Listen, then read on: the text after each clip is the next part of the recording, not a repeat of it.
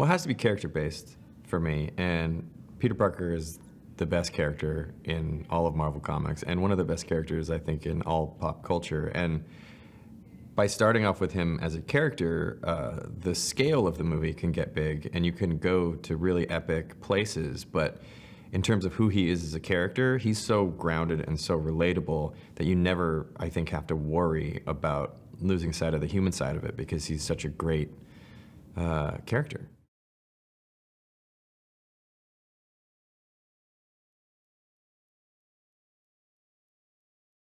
I think he sees this window for him to be a regular kid closing uh, as his world is getting more complicated, and that's what drives him to evaluate like what are the most important things in his life. And it's like this has been there, you know, and he feels like he has to move on it now because he might not ever get that chance again. You know, he's seen the sacrifices that his like mentors and heroes have had to make, and it's all becoming like a lot more important to him now.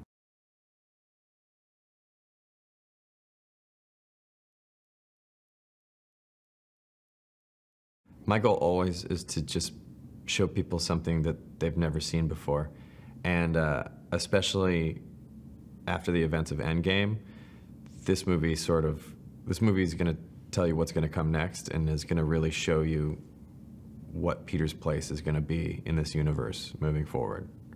You know, we're taking Spider-Man way out of his comfort zone and putting him up against a threat that he can't comprehend.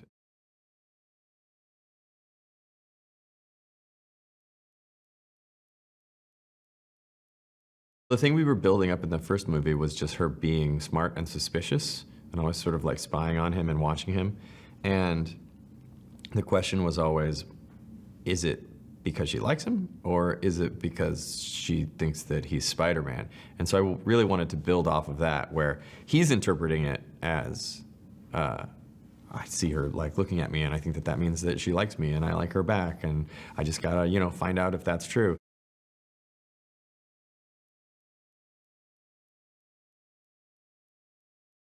For me, it's always about taking him out of his comfort zone and trying to show audiences something that they haven't seen before, you know. And we've seen a lot of Spider-Man swinging around New York City, so to get him out, not just of New York City, but to get him out of the United States and take him on this crazy European tour, just felt like it would be something fun to watch. This movie is about Spider-Man going from being a friendly neighborhood hero and suddenly being forced out onto the world stage. So to have him be in Europe mirrored that in a way that I thought was interesting.